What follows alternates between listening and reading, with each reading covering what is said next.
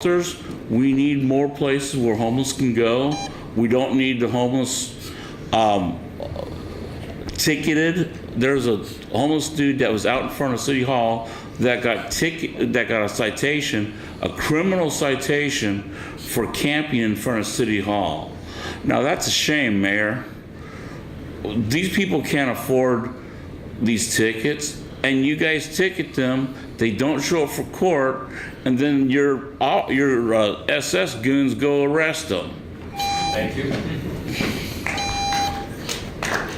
Good morning, Commissioners. For the record, again, Charles Bridge Crane Johnson, and obviously, any step we can take, especially when it's just around what's in this case sort of bureaucratic, moving money from the left hand to the right hand, since it's the city and the county that generally fund most shelter, while we're working at getting more local people, especially high wealth local people, aware to the deep philanthropic need. Can I just correct you? Yes. We're not moving money around. Oh, no, we're not. We're waiving a fee. But if we didn't waive the fee, it's really just moving money from them, because it's not like they're collecting rent from these homeless people. Any SDC money, where did it come from? From the Joint Office of Homeless Services or Catholic Charities. Now there we maybe do have a private funder. But anyway, yes, vote yes to delay these SDC fees. But I think that I was glad the mayor made some clarifications about city size and police force size. We also need to look at the fact that there's just no way that if one of the previous testifiers said that they housed 3,000 some unique individuals and they got 1,000 people into housing, that there's much of an overlap with that Venn diagram. If you look at the rate of churn and the people that leave TPI shelters without attaining public housing, we still have a serious crisis. It's not to fault TPI, it's a problem with the real estate market, but waive these SDC charges and look also to broaden the source of philanthropic individuals and organizations that can open up some temporary space so that we don't have thousands of people outside when it's 32 degrees. Thanks very much. Thank you. Hi, I'm Robert Patterson. Gosh. I've been homeless in Portland for coming up on 3 years now, 3.5 years, and I understand that shelters are an important part of a solution, not just to the problem of homelessness, but the problem of freezing to death. However, I'm also a gay man, and I understand that many shelters, not all, but many shelters are inculcated with a prison culture that is intolerant to sexual minorities. I also have a religious faith that runs outside of the norm. And again, I understand that some shelters, not all, but some shelters, are intolerant of alternative faith pathways, shall we say. While I support this exemption, I would hope that the commission would add a caveat that all of these shelters be able to demonstrate how they plan to have a secure space for sexual minorities and for minorities of faith. I'm Robert Patterson. Thank you. Thank you. The next three are Maggie, Tom Kemper, and Homer Williams. I'm more than 2 minutes, thank you. I think that delaying these STC fees can be a good thing if you're trying to improve the deliverance of homeless services or improve the services themselves, because federal policy 11 just lets the contractors decide what is a social service. So inside Salvation Army, there's a housing advocate, but there's no housing advocacy going on. I explained to you earlier, about the MRSA, the bed bugs, the lice, and the kennel cough, and we're up on beds now, and there are some people moving out. However, Bar 15 next door, they're apparently still mad that we've asked them to keep the noise down to a reasonable level. Now, I grew up across from 2 major military installations. I understand what ordinance practice sounds like. I can feel the ground shaking and the windows shaking. And so when Bar 15 is doing their blasting from their speakers and their drums, and it sounds exactly like that. And we have on my floor about a dozen schizophrenics, and they rock back and forth and they talk to themselves. And then when I go down and I'm sitting like literally this close, because we are all sitting side by side with our chairs touching, and I'm eating my ramen because they won't use the kitchen that they donated to feed anyone.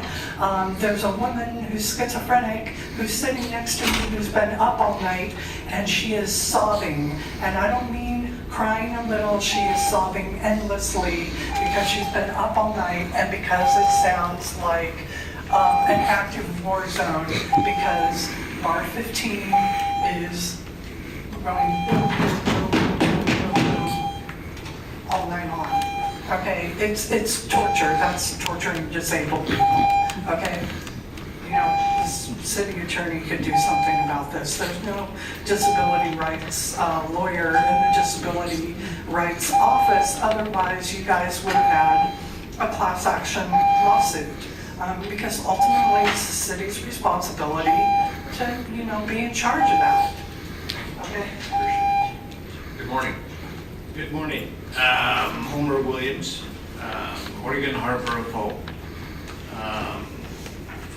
Somebody mentioned the private side getting involved in this, and I think this is a really good example of getting something done where there's a significant financial contribution from the private side, and then in conjunction with transition projects in the city, and they help both on an ongoing operation in Prosper, Portland, and the state of Oregon, all contributing to this. And so I think that we all recognize the need for shelters, and it's going to continue to grow, as we know, and finding ways to provide these is most important. And this is a big step in making it financially viable for the private people willing to make contributions and help manage the cost of building these things.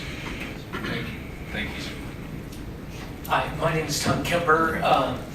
I went to Homer about a few months ago and said, what can I do to help with the homeless issue? He said, great, take on the navigation center. So I'm the project manager and owner rep for getting the navigation center built.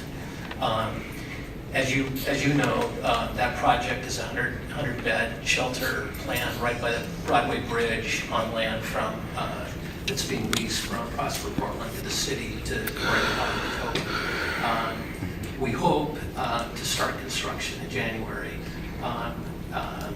The lease is less than 10 years, and that's why this modification to the waiver of fees is really critical to get the navigation center built. It's being built substantially with private donor funding, and it is, as Homer noted, it's a public-private partnership to address a very serious issue that we have. Strongly urge your passage of this modification to the fee ordinance. Thank you. Thank you. Appreciate it. Does that complete public testimony for all? That's all I'm saying. Very good. Any further comments or questions? Commissioner Fish, please call the roll. Fritz. I appreciate the collaboration of all the partners who made this happen. So when we waive system development charges, and we're talking about waiving, not deferring, we necessarily shift costs. Homer, you don't have to stay here, but we charge more for those seats.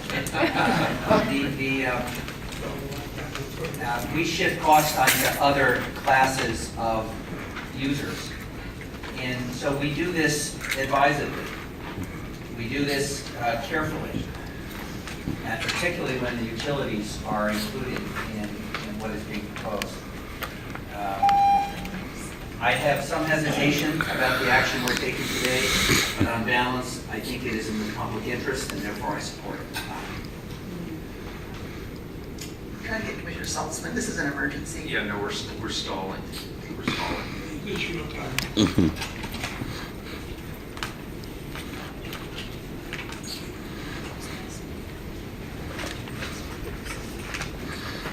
Where's Lightning?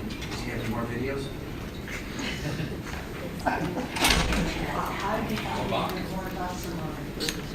Why don't you go ahead and continue, can she continue to call the roll until, and we won't take the final vote? until Let's take Commissioner that since I Saltzman- took you and then answer.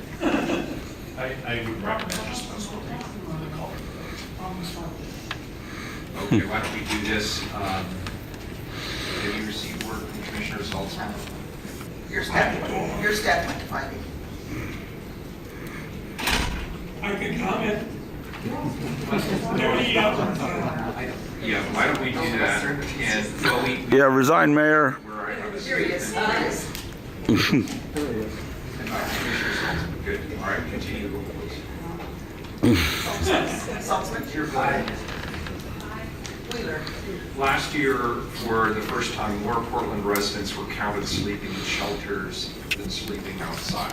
Despite good progress, Portland still has a very urgent need for additional shelter beds and shelter options for the people in our community. System development charge fees play a critical role in expanding and providing services in Portland.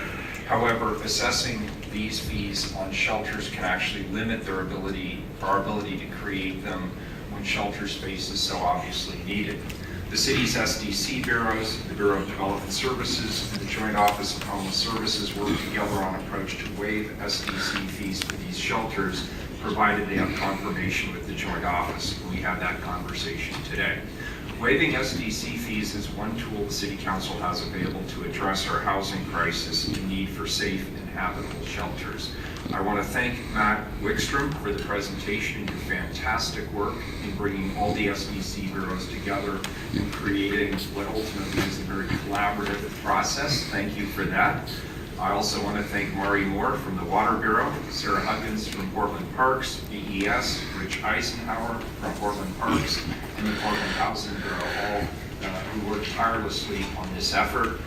Again, as always, I want to thank Mark Jolen for his excellent stewardship of the Joint Office, and I want to thank Sarah Fiallen from my team for recognizing this issue and working hard to get it resolved.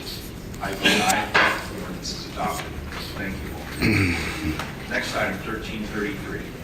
develop a waste collection access and opportunity program and authorize exemption as a class special procurement. Colleagues, as you remember, when the City of Portland adopted its citywide racial equity goals and strategies adopted strategies in 2015, these goals included committing to an effort of increasing opportunities, especially around contracting. The Bureau of Planning and Sustainability has spent the last year and a half looking for ways to bring greater access and opportunity to underrepresented contractors, specifically in the waste collection industry. It's particularly difficult for minority-owned, women-owned, and emerging small businesses to gain entrance to capital-intensive industries like waste collection and construction. In the construction industry, the city has already developed a prime contractor development program, which allows certified minority and women contractors to compete within the program for contracting opportunities of up to $1 million. The program also provides ongoing technical assistance and educational opportunities.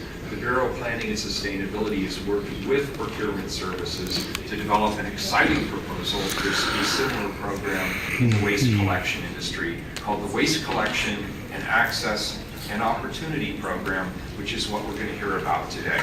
I'd like to turn this over to Ariana Sperry from EPS and Lester Spittler from the Procurement Office to kick this off. Thank you. Hey, Eli. Thank you so much, Mayor and City Council. I'm really pleased to be able to present today with Lester, as he and his team at Procurement Services have been awesome partners in helping us map out this approach. So, at the core of this effort is equity, which we as a city have identified as an important value. And we've also identified that creating more access in our contracting opportunities is a critical component to advancing that work. The Waste Collection Access and Opportunity Program provides us with a concrete step that we can take to move toward our equity goals. So how did we get here? In August of 2017, City Council directed BPS to launch a review of our franchise system governing collection of residential garbage and recycling.